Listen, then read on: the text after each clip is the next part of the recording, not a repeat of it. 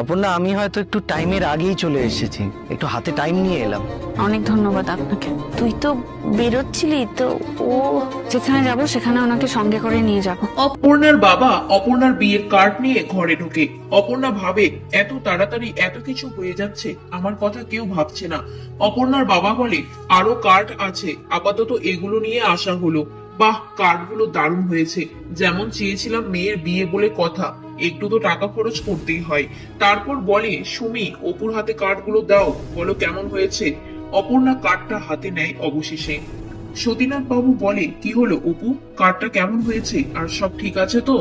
অপর্ণার দম বন্ধ হয়ে আসে, কোনো কথা বলতে পারে না। তারপর ফোন করে হিন্দোলকে। তখন হিন্দোল ফোনটা ধরে বলে, আমি ভাবতেই পারছি না অপর্ণা তুমি আমাকে ফোন করেছো, তাহলে এতদিনে আমাকে মেনে নিলে।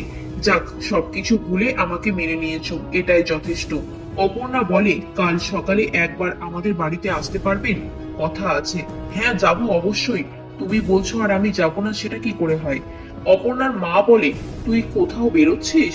অপর্ণার বাবা বলে ছুটি নিয়ে নাও, এখন আর অফিসে যেতে হবে না। অপর্ণা বলে সেটা আমার পক্ষে সম্ভব না।